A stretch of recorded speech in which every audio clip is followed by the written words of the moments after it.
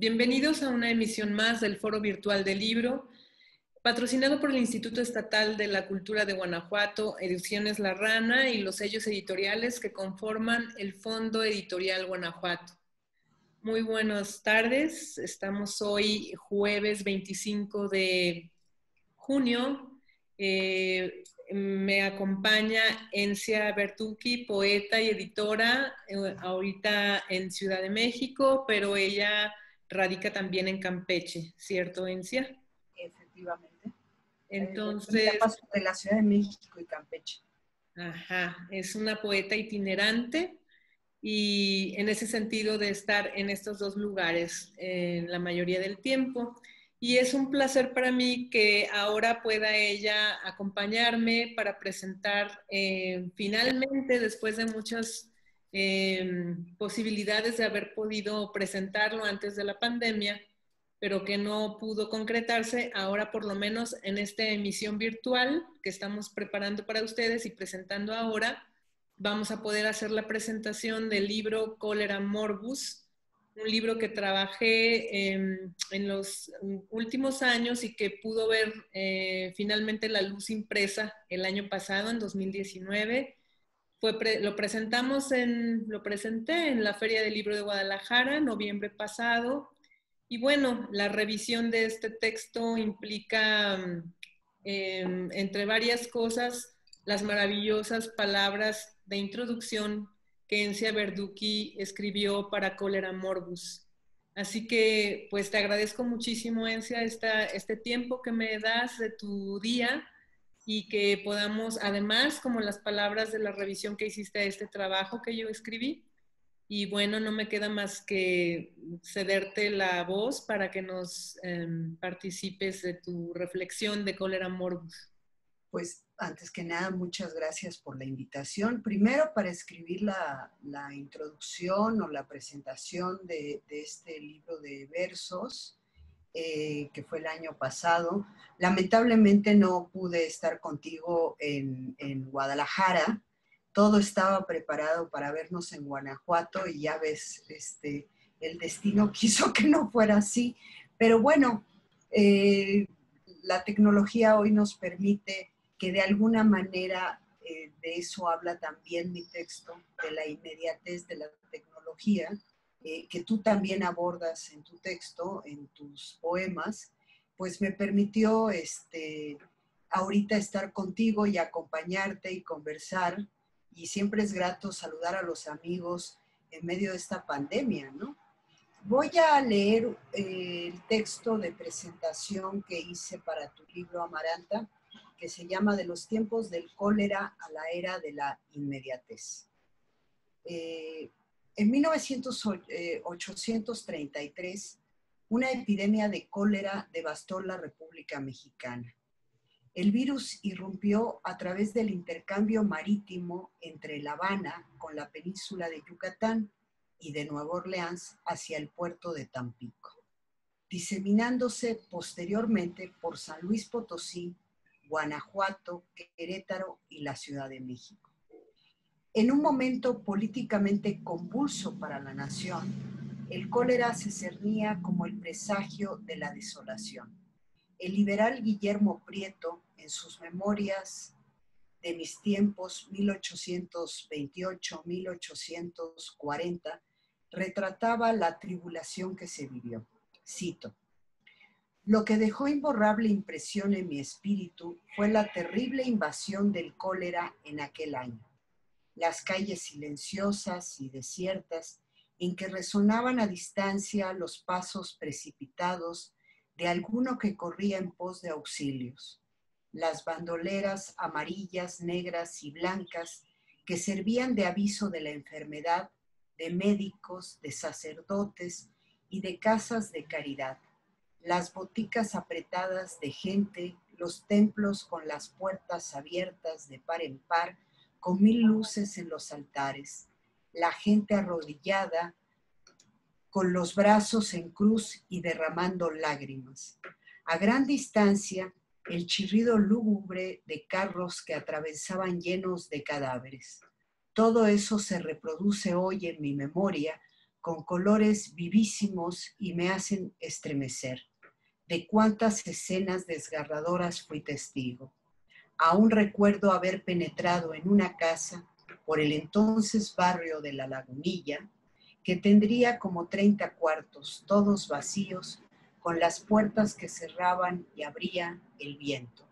Abandonados muebles y trastes, espantosa soledad y silencio, como si se hubiera encomendado su custodia al terror de la muerte. Retomo mis palabras. En ese sentimiento de espantosa soledad y silencio es lo que recoge Amaranta Caballero Prado en los poemas reunidos en Cólera Morbus, como un homenaje de sangre directa y adoptantes a la memoria de las que murieron jóvenes y de los que envejecieron en familia. A partir de breves postales y principalmente poemas en prosa, Caballero Prado desarrolla una bitácora de la cotidianeidad decimonónica en Guanajuato y su abatimiento a causa de la enfermedad en 4 apartados.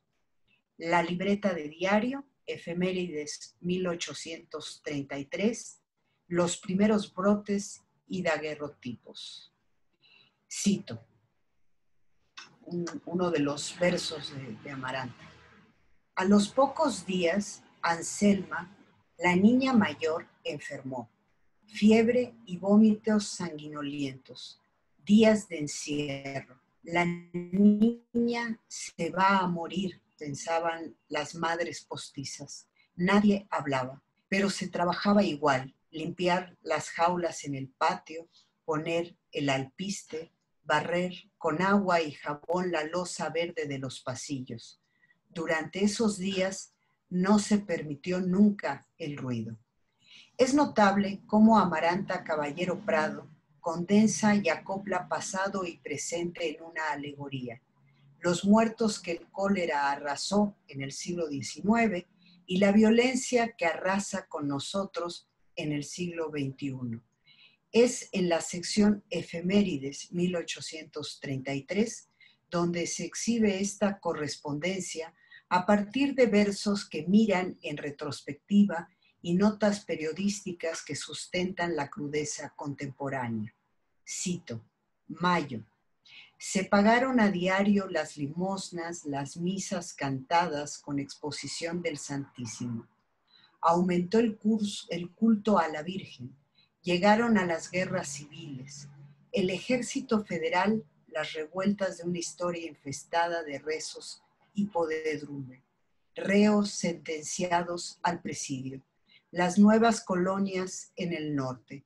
Construyen caminos, algunos puentes. Y al paso de los días, poco a poco, las calles de todas las ciudades se fueron cubriendo con los cuerpos muertos de los coléricos. Soldados heridos, forasteros sin rumbo, miles de enfermos, el pábulo de la espantosa epidemia. Si en los tiempos del cólera, como sostiene Prieto, el silencio y la soledad dan en custodia al terror de la muerte, de igual manera el terror se resguarda en la era digital y de la inmediatez en los versos de Caballero Prado, originando el mismo sentido de orfandad. Los poemas de Cólera Morbus apelan a emociones universales que traspasan el tiempo, al igual que los claroscuros del sufrimiento y la intimidación, reconociéndonos en ellos en el complejo entramado de una dolorosa lección. Con esto termino mi texto y me parece que fue todo como muy premonitorio, Amaranta. Cuando escribí este texto y cuando tú redactaste este libro de versos, no teníamos ni idea, ni tú, ni yo, ni nadie, de lo que iba a suceder en este 2020, ¿no? Pero sí sería bueno retomar, y me gustaría que nos conversaras un poco sobre eso, sobre los orígenes de este poemario. ¿Cómo es que tú empezaste a escribir este poemario? ¿Y cuál es tu sentimiento ahorita ver que de alguna manera tus palabras, retomando una idea del 19, de una pandemia del 19, se reflejan ahora en el siglo XXI, ¿no? Sí. Pues sí, fíjate que en relación a ese contexto y ese enmarco que tenemos, este marco que tenemos alrededor de este libro, pues todavía yo estoy, digamos, en la expectación de cómo fue esta cuestión de trabajar un tema que para mí era simplemente poder hacer una revisión a un momento de la historia, en este momento de la historia rescatar también una anécdota familiar.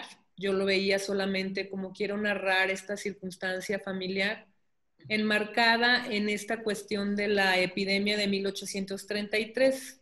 Claro. Todo hasta ahí fluía como una idea ensamblada para poder decir, para poder narrar, para poder escribir estos textos.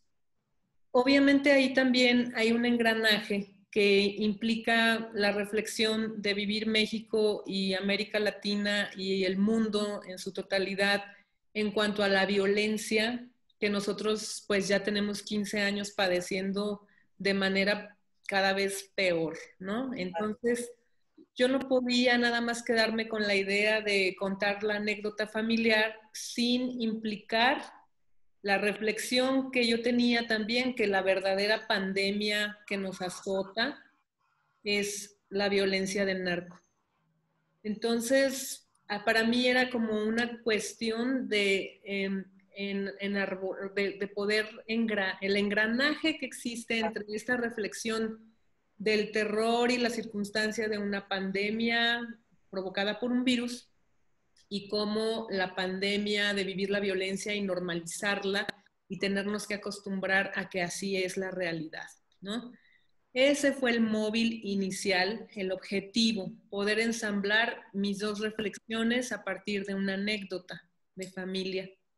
Sin embargo, todavía esta situación de hoy día, pues me tiene todavía en una cuestión de expectación, de esta cuestión como premonitoria que tú me comentas, que es como nadie íbamos a imaginar que si yo bien estaba en FIL Guadalajara en 2019 presentando este trabajo, 3 meses después íbamos a entrar a una verdadera pandemia global, donde tenemos que estar en confinamiento, donde tenemos que empezar a adaptarnos a otra realidad, a otra circunstancia, a observar el mundo y todas las cuestiones que están sucediendo, ¿no? Para mí todavía es increíble que esto esté pasando en relación a mis sensaciones de escribir y leer sobre una situación que para mí era una cuestión de historia,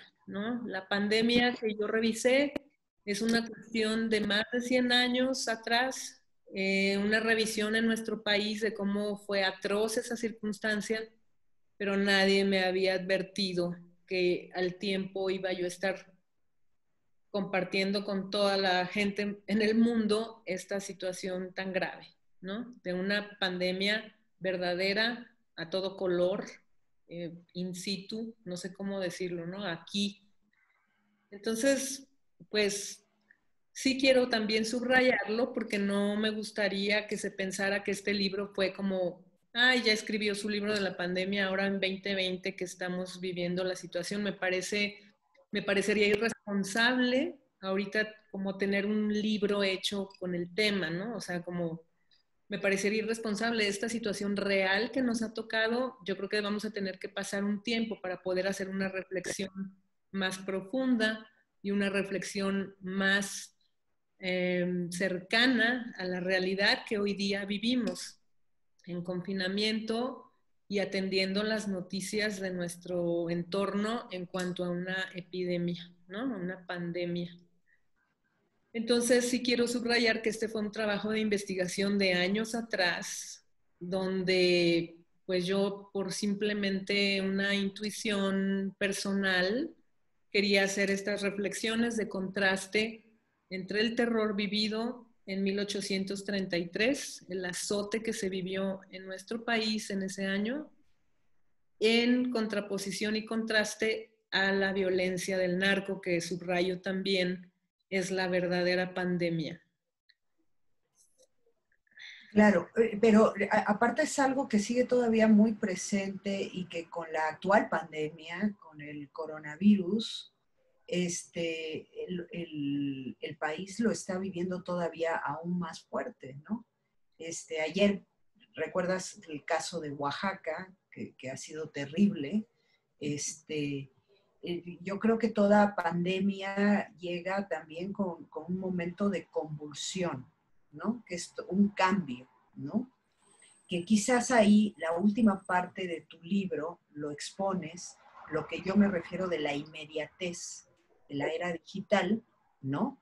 Y que ahora somos la ejemplificación perfecta de este momento, ¿no? Sí. Creo que tengo que hacer un paréntesis en este momento porque creo que hay ruido externo, ¿verdad? Eso nos pasa a todos. Acá pasan vendiendo, comprando fierros y lavadoras y todo siempre pasa igual. Solamente quiero preguntar si es muy fuerte, porque yo lo escucho muy fuerte. No sé cómo se escucha allá. No, yo lo escucho, pero no, tampoco es tan grave. Yo creo que podemos seguir adelante. Es parte del sonido incidental de la grabación. Ok, sí. Estamos hablando entonces de la circunstancia de inmediatez. Ajá. Y de la velocidad con que nuestras sociedades están adaptándose ya desde unos años atrás, también a nuevas circunstancias a partir de tecnologías nuevas, de un cambio de siglo. Un segundo, permíteme.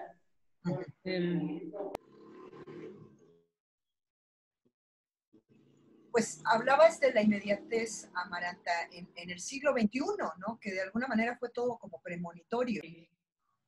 Sí, claro.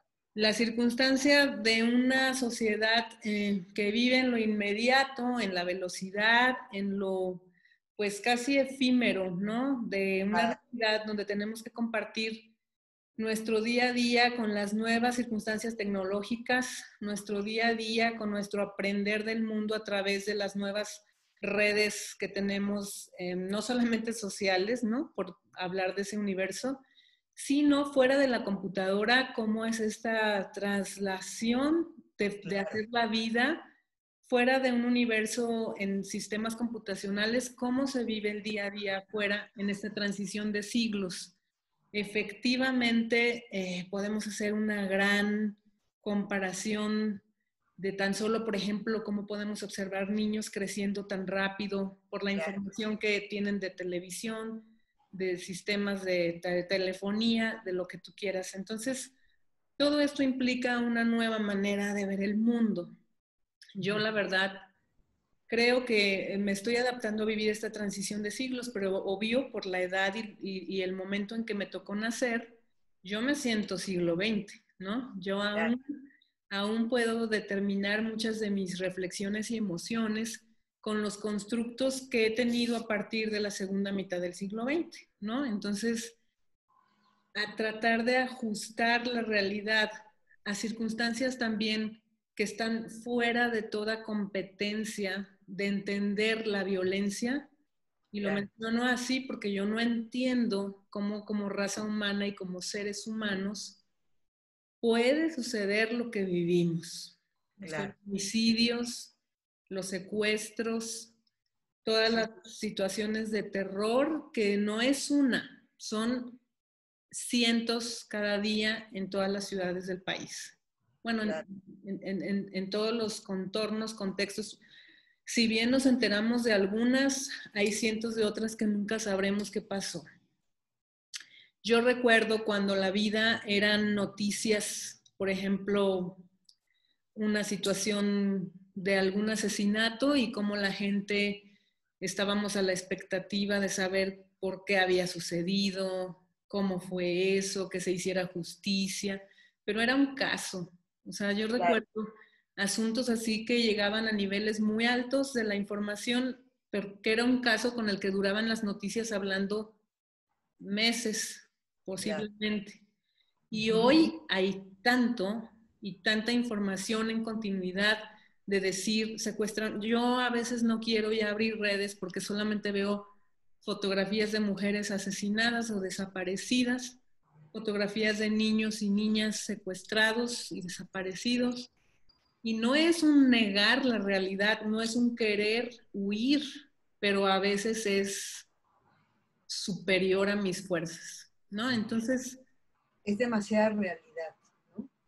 Es un sobreexceso de realidad todos los días en este país, ¿no?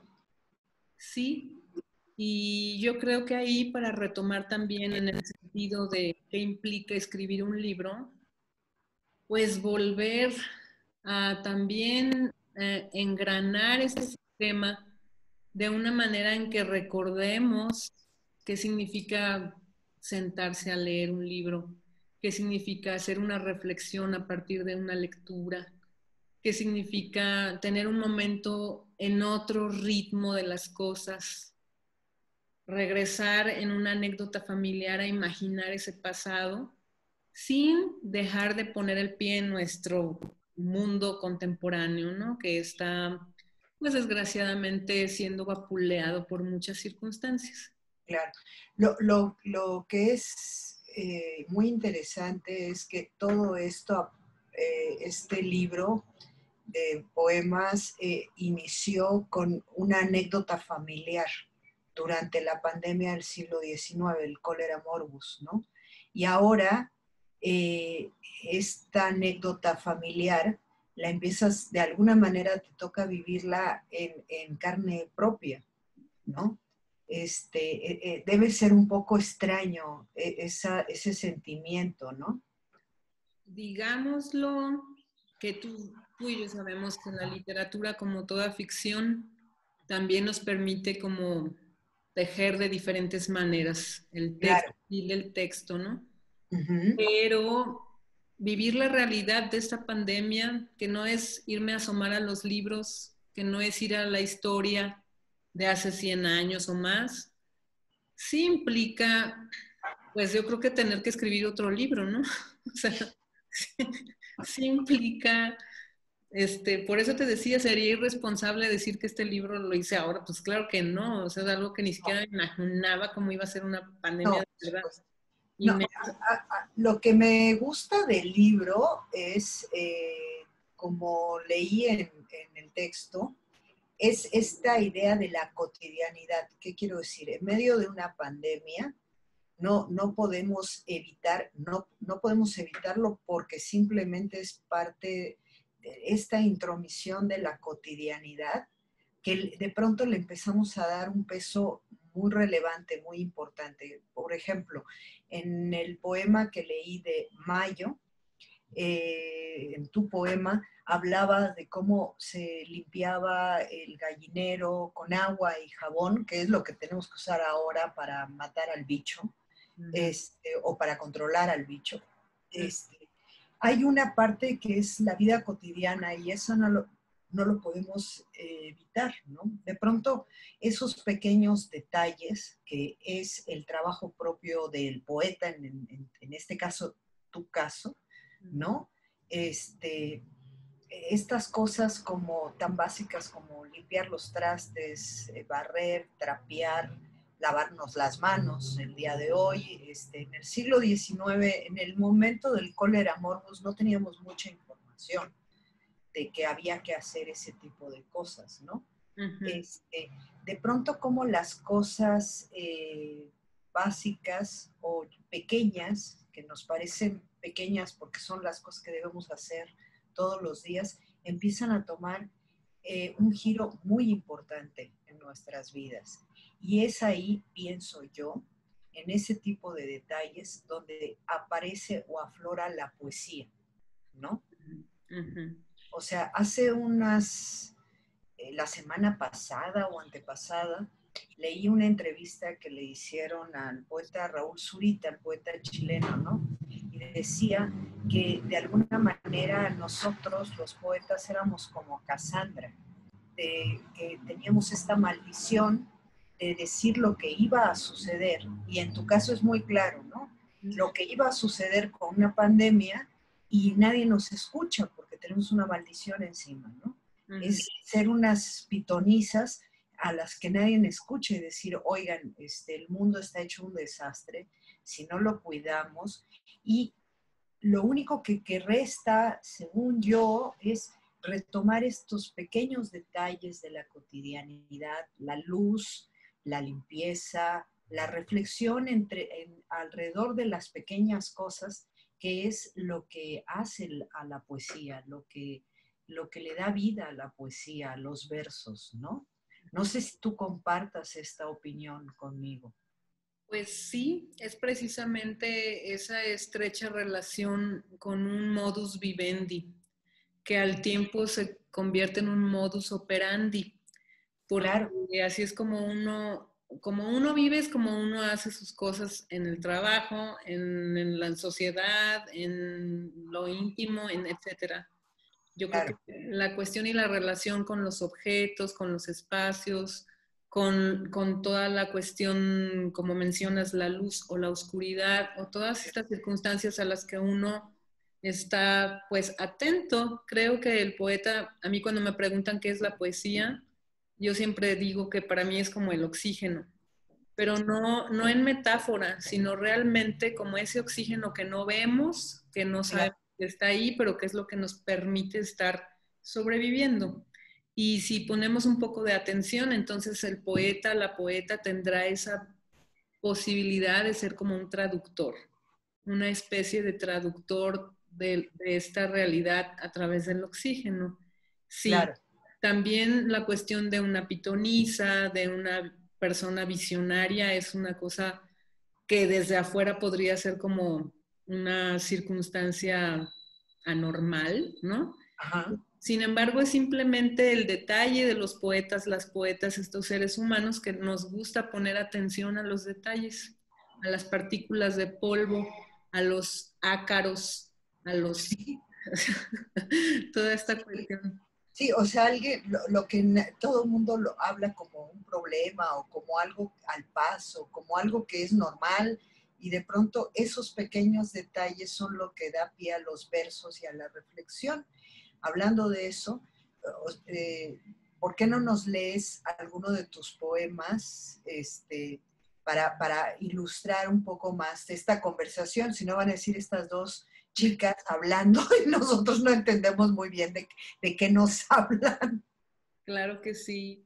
Voy a leer, son poemas breves en prosa, como tú sabes. Sí. Voy a leer un par de textos de la primera parte que se llama La libreta de diario. Ninguno está titulado, entonces voy a leer un poco en continuidad. Las anotaciones de las compras poco a poco incluyeron nuevos artículos para las despensas. Fue precisa la catalogación de las plantas: ortiga, enebro, manzanilla, diente de león, anís, abrojo. Después, boldo, borraja, cardosanto. Sumaron también grandes cantidades de ajo. Hubo cocimientos de hojas y raíces, pero la fiebre continuaba ahí, haciendo a la gente hablar en voz alta, a solas. Las tapas de los cuadernillos y libretas siempre fueron de color negro.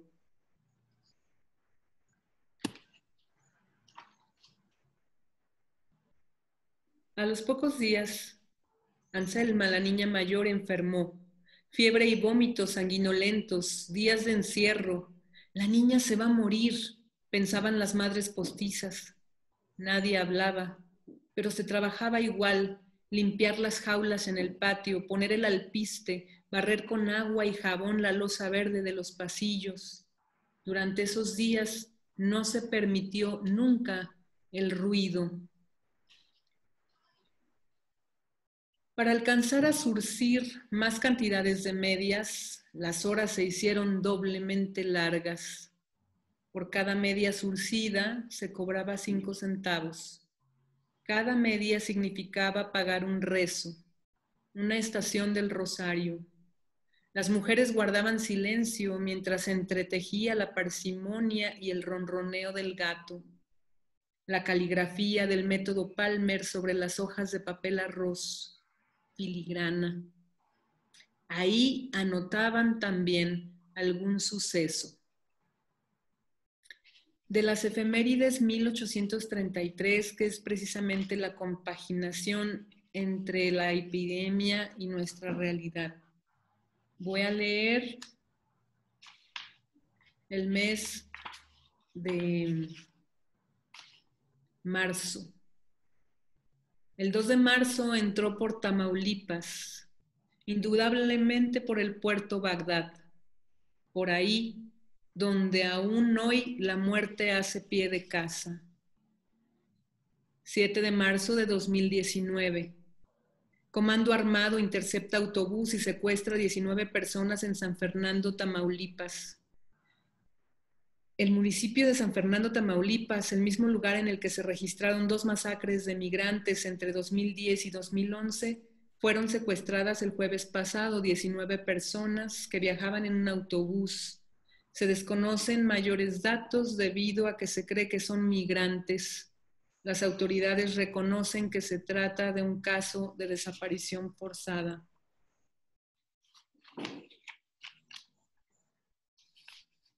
Julio.